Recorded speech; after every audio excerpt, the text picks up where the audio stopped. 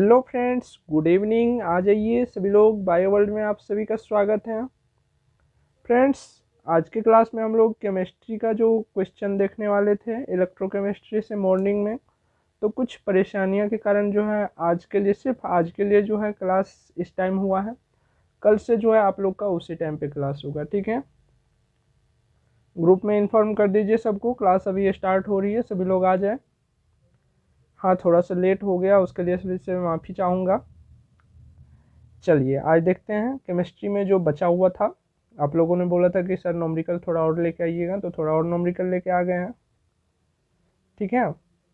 चलिए, सबसे मज़ेदार की बात यह है कि आज से जो है आप लोग का डिजिटल बोर्ड आ गया है। तो इस पर क्या होगा कि हम जो नॉमरिकल सॉल्व करेंगे उसके लिए काफ़ी ज़्यादा स्पेस हमको मिलेगा, तो अच्छा से यहाँ पर सॉल्व होगा, ठीक है। चलिए स्टार्ट करें क्वेश्चन। पहला क्वेश्चन है, सेल का ईएमएफ निर्भर करता है। सेल का ईएमएफ किस पर निर्भर करता है, बताइए। पहले आप लोग ये जानिए ईएमएफ क्या है। ईएमएफ को क्या बोला जाता है? ईएमएफ का फुल फॉर्म होता है इलेक्ट्रो मोटिव फोर्स, ठीक है।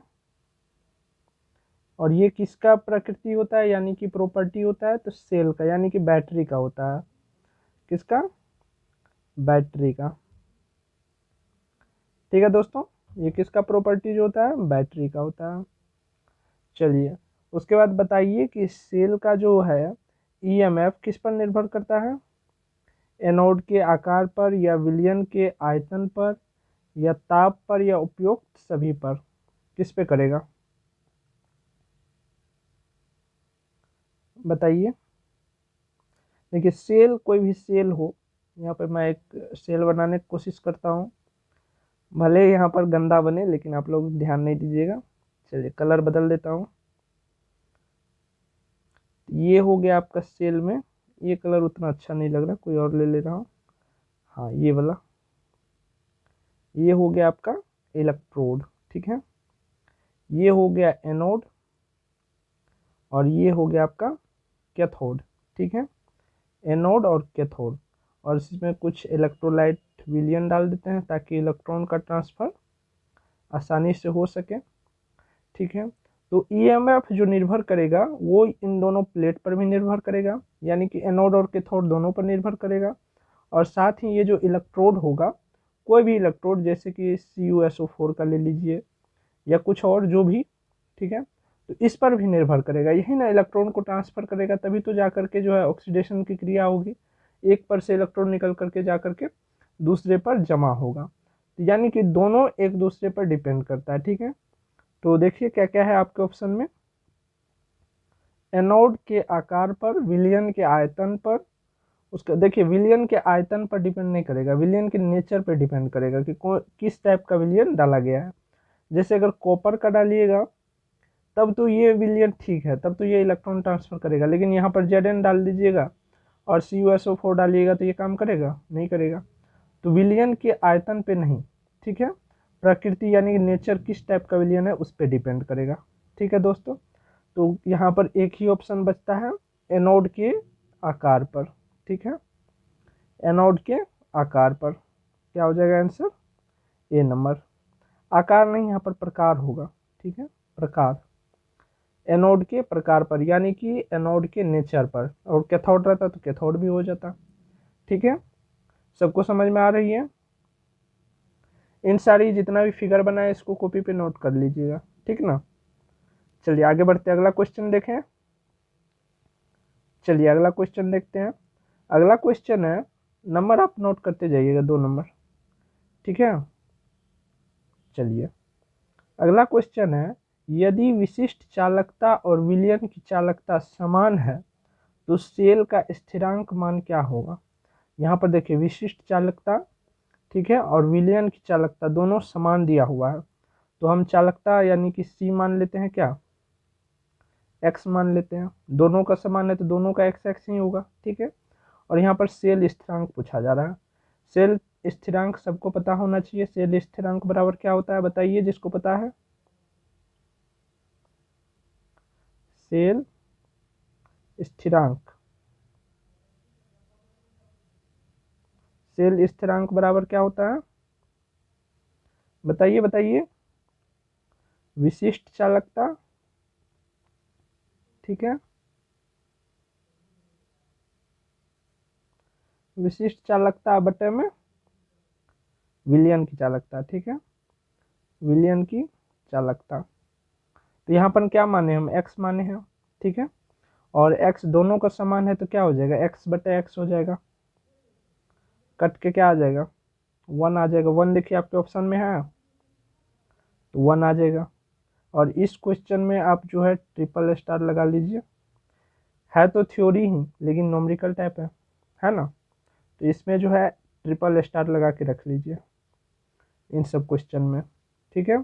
और ये जो क्वेश्चन अभी चल रही है आप लोग की पैरामेडिकल से ऊपर लेवल का चल रहा है, तो याद रखिएगा, ठीक है। चलिए आगे बढ़ें, सबको समझ में आ गई? ये x जो हम चालकता लिए हैं, चलिए c को हटा के चालकता हम कर देते हैं, ठीक है।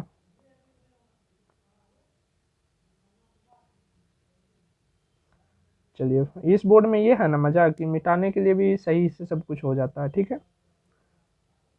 चालकता, ठीक है, चालकता हम x लिए, दोनों सेम है तो x दोनों का x हो जाएगा। सबको समझ में आ गई? जिसको पता होता है ना आंसर वो लोग भी कमेंट में आंसर बताते चलिए। लाइव चैट में तो आप लोग बताते हैं, प्लस में आप लोग कमेंट में भी बताइए, तभी ना हमको पता चलेगा कि सभी को पता है जिनका कमेंट देखेंगे, नहीं तो मुझे कैसे पता चलेगा कि आपको पता है, इनमें से किन किन विद्यार्थियों को पता है, नहीं चलेगा। तो आप लोग कमेंट में आप लोग जानते हैं या मैं आंसर दे दूँ तो भी आप लोग आंसर कीजिए, ठीक है, ताकि मुझे इससे पता चलेगा किन किन विद्यार्थियों को इन क्वेश्चनों का आंसर पता था, ठीक। चलिए आगे बढ़ते हैं, अगला क्वेश्चन देखते हैं। अगला क्वेश्चन 3 नंबर हो जाएगा शायद, ठीक है। चलिए CuSO4 के विलयन में से 1.5 एम्पियर की धारा 10 मिनट तक प्रवाहित करके विद्युत अपघटन कराया जाता है। कैथोड पर निपेक्षित, ठीक है, निक्षेपित कॉपर की मात्रा होगी। कैथोड पर जो कॉपर जमा होगा वो कितना जमा होगा ये आपसे पूछा जा रहा है यहाँ पर, ठीक है। कॉपर यानी कि Cu कितना होगा, जल्दी से बताइए बताइए बताइए जिनको भी पता है। ये वाला क्वेश्चन तो हम बताए थे उस दिन, लेकिन उस वहाँ पर जो है थोड़ा अलग था, यहाँ पर जो है टाइम दिया गया है तो टाइम के अकॉर्डिंग बनाना है। चलिए बनाना स्टार्ट करते हैं, टाइम गंवाएं। यहाँ पर दिया हुआ क्या सब है देख लीजिए, दिया हुआ है जिसको इंग्लिश में गिवन बोलते हैं, क्या क्या दिया हुआ है? टाइम दिया हुआ है 10 मिनट, लेकिन हमको चाहिए किस पे? सेकंड में चाहिए, ठीक है, तो सेकंड में निकाल लेंगे। तो 10 मिनट का क्या कर देंगे? गुना 60 कर देंगे, बराबर कितना आ गया? 600 सेकेंड। टाइम हमारा आ गया 600 सेकेंड। उसके बाद और क्या क्या दिया हुआ है? यहाँ पर देखिए धारा दिया हुआ है, सॉरी यहाँ पर है धारा 1.5 एम्पियर। तो हम धारा को किस चीज़ से लिखते हैं? आई से लिखते हैं, ठीक है, मैं यहाँ लिख दे रहा हूँ धारा आई बराबर कितना है? 1.5 एम्पियर, ठीक है। और क्या क्या दिया हुआ है? धारा अब दे दिया तो आवेश निकाल लें हम। चलिए आवेश निकाल लेते हैं। आवेश को इंग्लिश में क्या बोलते हैं? चार्ज बोलते हैं, है ना। तो आवेश बराबर क्या हो जाएगा बताइए? धारा गुना में समय, ठीक है। तो धारा कितना है? 1.5 एम्पियर और समय कितना है? 600 सेकेंड, ठीक है। चलिए ऊपर कर दे रहा हूँ इसको मैं। तो धारा कितना हो जाएगा? आवेश कितना हो जाएगा टोटल? अगर ये वाला पॉइंट वाला गुना आप लोग को करने आता है, चलिए सीधी सी बता रहा हूँ, ये पॉइंट उड़ाइएगा तो बट्टे में क्या हो जाएगा? 10। जिस पॉइंट को भी उड़ाना है उसके सामने में 1 लिखना है, बाकी जितना भी अंक रहेगा वो 0 बैठा देना है। सबको पता होगी ये बातें। इस 0 से इसको हटा दीजिए, बाकी 60 से 15 गुना कर दीजिएगा तो कितना आ जाएगा? 900 कूलम, ठीक है। तो यहाँ पर हमको जो चार्ज प्राप्त हुआ है 900 कूलम, इसी में हमको कॉपर कितना निक्षेपित होगा ये प्राप्त करना है। ठीक है, याद रखिएगा कि 900 कूलम में ही हमको जो है कितना कॉपर निक्षेपित होगा ये प्राप्त करना है। चलिए बढ़ते हैं नीचे, इसको ऊपर कर दे, किसी को प्रॉब्लम नहीं। अब जो है CuSO4 का विलयन था, CuSO4 का, इसको तोड़ते हैं तो किस में टूटेगा, Cu2+ में, और यहाँ पर SO4 जो है, यहाँ पर SO4 है, CuSO4 किस किस में टूटेगा, 2- में टूटेगा। ठीक है, SO4 से हमको कोई लेना देना नहीं है क्योंकि कॉपर का पूछा गया, तो कॉपर का हम निकालेंगे, तो कॉपर का Cu2+ है। ठीक है, तो यहाँ पर क्या करना पड़ेगा, हमको 2 इलेक्ट्रॉन देना पड़ेगा, तब जा करके क्या बन जाएगा, कॉपर बन जाएगा। ठीक है, तो यहाँ पर 2 मोल इलेक्ट्रॉन दिए ना हम, 2 मोल, एम लिख देते हैं मोल का, कोई दिक्कत नहीं किसी को।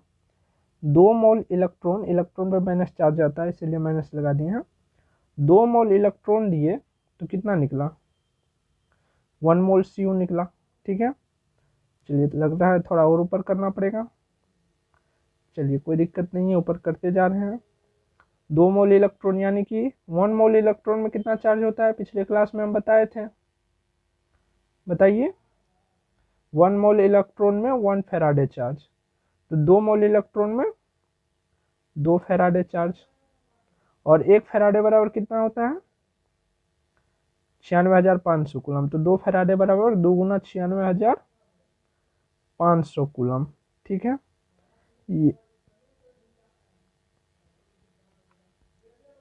ये कॉपर का इतना चार्ज हमको निकल के आ गया। ठीक है, इतना चार्ज तो आ गया, लेकिन हमको निकालना कितना में, 900 कूलम चार्ज में ही निकालना है कि कॉपर कितना होगा। ठीक है, तो अब क्या करेंगे, तो मात्रा निकालेंगे। कॉपर का कितना होता है, मोलिकुलर मास 63 होता है ना, बताइए। ठीक है, चलिए थोड़ा सा और नीचे कर दे क्या, चलिए थोड़ा सा और नीचे कर लेते हैं। 900 कूलम में निक्षेपित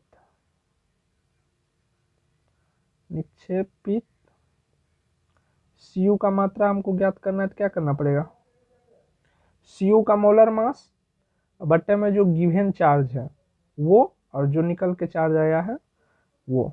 ठीक है, तो चलिए क्या करेंगे, मोलिकुलर मास कितना है, 63 है, गिवन चार्ज कितना है, 900 कूलम में हमको निकालना है, तो 900 प्लस में अभी कितना निकला है, 2 फैराडे निकला हुआ चार्ज है, तो कितना हो जाएगा, 2 गुना 96,500। ठीक है, अब इसको काट कुट कीजिए, 2 जीरो से 2 जीरो हटा दीजिए। ठीक है, तो आ जाएगा, देख लीजिए आप लोग गुना भाग करके, 63 गुना 9, चलिए फ्रेश में लिख दे रहा हूँ ताकि आप लोग गुना कीजिएगा, 63 गुना 9 बट्टे में 2 गुना 965। ठीक है, इसका जब कैलकुलेशन कीजिएगा तो आपको निकल के कितना आ जाएगा, 0.294। ठीक है, ग्राम में निकल के आएगा, इतना जो है आपका Cu निक्षेपित होगा। ठीक है दोस्तों, कितना होगा, 0.294 ग्राम, ये कैलकुलेशन कीजिएगा तो इतना आ जाएगा। तो चलिए देखते हैं हमारा कितना ऑप्शन है ये, चलिए ऑप्शन में देखते हैं, ऑप्शन में देख लेते हैं। तो यहाँ पर ऑप्शन में देखिए कौन सा ऑप्शन दिया हुआ आपको, यहाँ पर है 0 पॉइंट, हमारा निकल के क्या आया था, 0.294 ग्राम। ठीक है, ये हमारा निकल के आया था, नीचे है इसीलिए हम ऊपर लिख लिए हैं। तो यहाँ पर देखिए ये क्या है, बी नंबर ऑप्शन में क्या है, 0.0296। केमिस्ट्री में देखिए पॉइंट के बाद 1 2 3, ठीक है, 3 तक ऊपर नीचे हो तो कोई बात नहीं, अप्रोक्सीमेटली केमिस्ट्री में चलता है। क्यों चलता है, क्योंकि यहाँ पर हम एग्जैक्ट हम लोग मान ले लिए हैं 96,500 कूलम, लेकिन एग्जैक्ट मान 96,500 कूलम नहीं होता है। ठीक है, वो कैलकुलेशन को इजी करने के लिए ले लिया जाता है। तो ये ऑप्शन हो जाएगा आपका 0.296 ग्राम। ठीक है दोस्तों, तो राइट आंसर क्या हो गया आपका, डी हो गया। ठीक है, चलिए ऊपर नीचे एक बार फिर से देख लीजिए, जिसको भी दिक्कत हो रही है। मैं इसको थोड़ा सा जूम आउट कर दे रहा हूँ। अब नहीं होना चाहिए दिक्कत, और छोटा कर दें। चलिए अब तो हो गया, सबको दिखाई पड़ रही है। देख लीजिए, मैं धीरे धीरे खिसकाते जा रहा हूँ। आप लोग जो है दोबारा वीडियो को ठीक से प्ले करके अपना देख लीजिएगा, नहीं तो स्क्रीनशॉट लेना चाहे तो आप लोग ले लीजिए। ठीक, चलिए अगला क्वेश्चन देखें। चलिए अगला क्वेश्चन देखते हैं। ये कितना नंबर क्वेश्चन हो जाएगा? 4 नंबर क्वेश्चन हो जाएगा शायद। ठीक है, चलिए थोड़ा ऊपर कर दे रहा हूँ। इस बोर्ड में है ना, थोड़ा ऊपर नीचे होते रहता है, खिसकते रहता है, समझने में थोड़ा सा टाइम लग गया हमको, इसीलिए आप लोग की क्लास नहीं हुई थी। और हाँ, क्लास के लिए मैं बता दूँ कि आप लोग का जीके भी स्टार्ट कर दे रहे हैं। अभी तक तो सिर्फ MWF में क्लास होती थी, अब जो 2 दिन बचा हुआ है, ट्यूसडे और थर्सडे, तो ट्यूसडे के दिन जो है हम हिंदी कर दिए हैं, और थर्सडे के दिन जो है जीके कर दिए हैं। ठीक है, बच गया आपका शनिवार। तो शनिवार को आपको जो है पूरे सप्ताह में क्या क्या पढ़े हैं उसको रिवीजन करने के लिए है, और रविवार को जो टेस्ट होगा तो टेस्ट देने के लिए। ठीक है, और आगे चल के हम देखेंगे, अगर आप लोग बोलिएगा तो आगे चल के, अभी नहीं। ठीक है, आगे चल के शनिवार के दिन जो है मैथ हम स्टार्ट करेंगे। ठीक ना, तो चलिए ये कितना नंबर सवाल हो जाएगा? 4 नंबर होगा या 5 नंबर? चलिए 4 नंबर देता हूँ, आप लोग बढ़ा लीजिएगा जो भी नंबर होगा। ठीक ना, तो ये सवाल है, एक अम्ल के तनु विलयन में 1 फैराडे विद्युत धारा प्रवाहित करते हैं, एनटीपी पर हाइड्रोजन का कितना आयतन प्राप्त होगा? यहाँ पर जो है हाइड्रोजन का एनटीपी पर आयतन प्राप्त करना है दोस्तों। बताइए जिनको पता है, बताइए बताइए।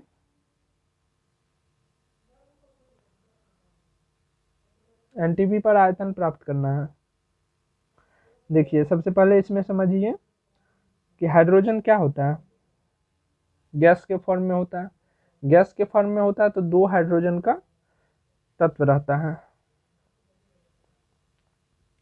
2 मॉलिक्यूल हाइड्रोजन मिलकर के हाइड्रोजन गैस बनता है। ठीक है, 2H प्लस मिलकर के क्या बनता है बताइए? H2 बनता है। ये ना है गैस के फॉर्म में, जी मतलब गैस के फॉर्म में। ठीक है, तो यहाँ पर 2 मोल जो है, m दे देते हैं मोल के लिए, 2 मोल हाइड्रोजन मिलकर के कितना, 1 मोल हाइड्रोजन गैस बनाता है। ठीक है, अगर 1 मोल यहाँ पर हाइड्रोजन दे तो कितना बनाएगा? 1 मोल हाइड्रोजन अगर देंगे तो कितना बनाएगा? हाफ मोल हाइड्रोजन गैस बनाएगा। ठीक है, कितना बनाएगा? हाफ मोल हाइड्रोजन गैस बनाएगा। तो चलिए थोड़ा ऊपर कर दे रहे हैं इसको।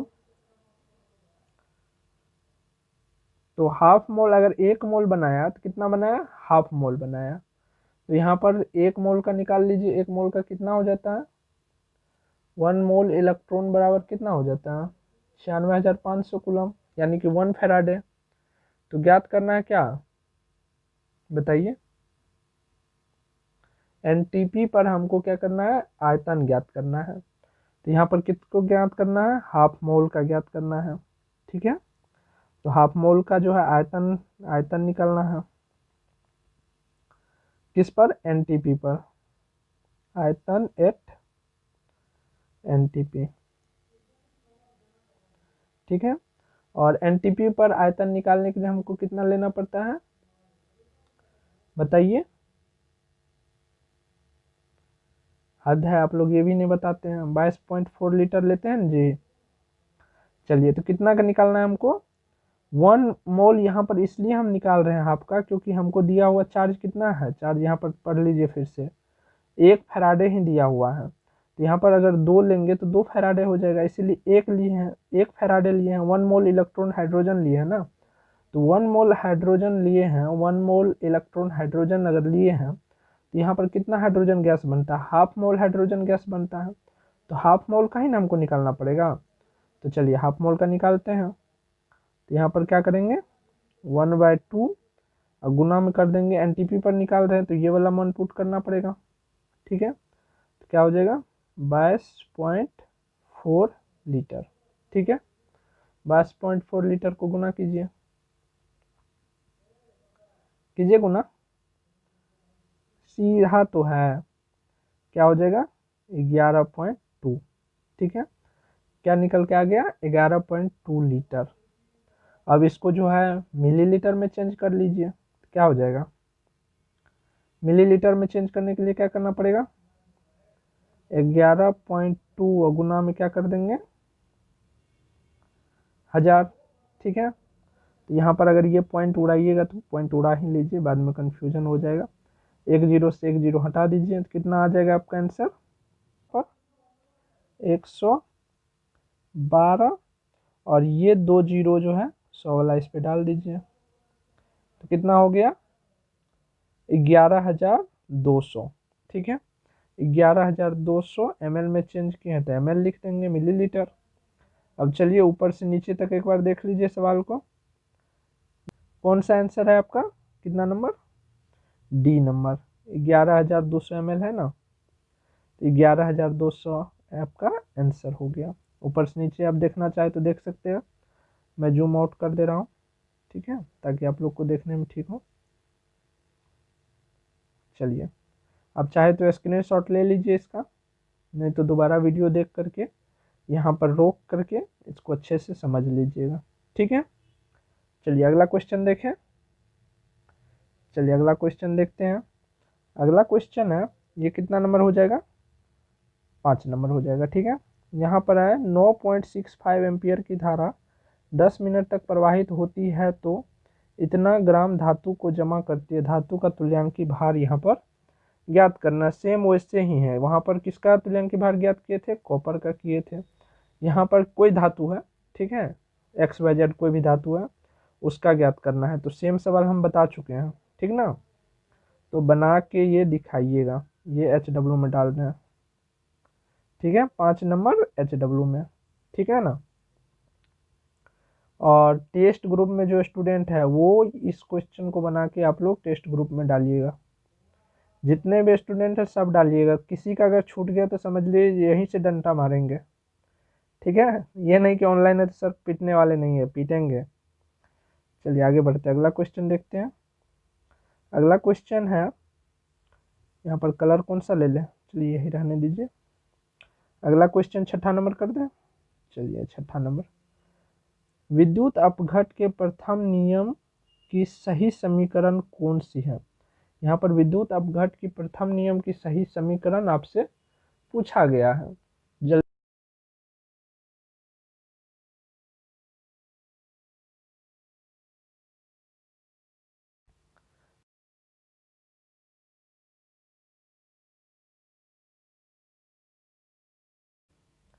फैराडे के फर्स्ट लॉ को ही जो है विद्युत अपघट के प्रथम नियम कहा जाता है, या विद्युत अपघट के नियम कहा जाता है।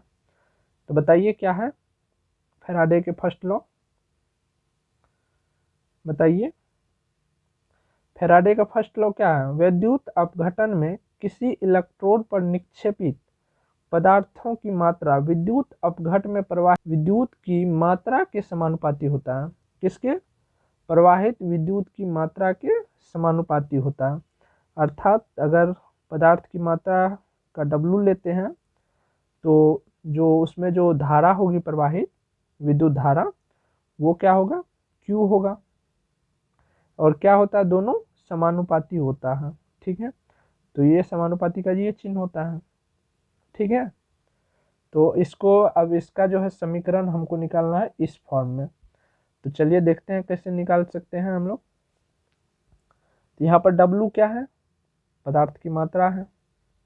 ठीक है, इसको मैं थोड़ा छोटा कर दे रहा हूँ ताकि वो भी दिखाई पड़े। W क्या है बताइए, पदार्थ की मात्रा,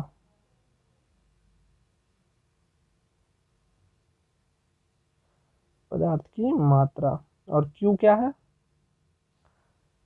बताइए, Q क्या है, चार्ज यानी कि आवेश। ठीक है, आवेश है। तो इस समानुपाती को हटाने के लिए, बराबर लाने के लिए यहाँ पर क्या करना पड़ेगा, हमको एक कांस्टेंट डालना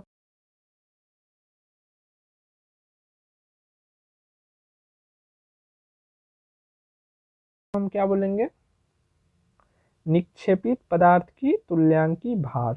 ठीक है, लिखने की कोशिश करता हूं, निक्षेपित पदार्थ की तुल्यांकी भार। ठीक है, सबको समझ में आ रही है। चलिए, W क्या है सबको पता है, पदार्थ की मात्रा है।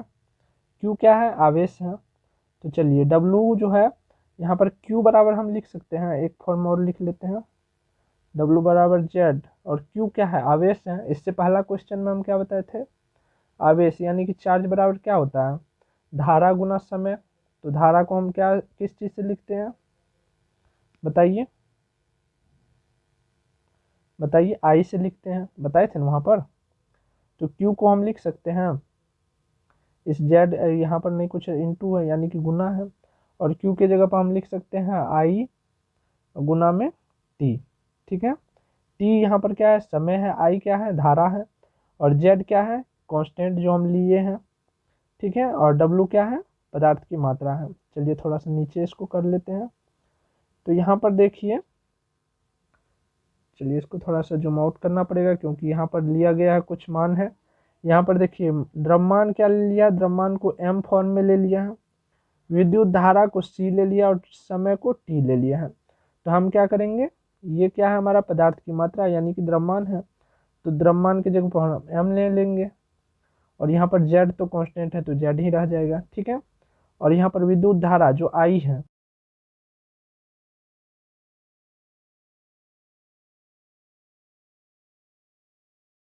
ठीक है, I क्या है, विद्युत धारा। तो विद्युत धारा की जगह पे हमको क्या लेना है, C लेना है, और टाइम का तो T होगा ही।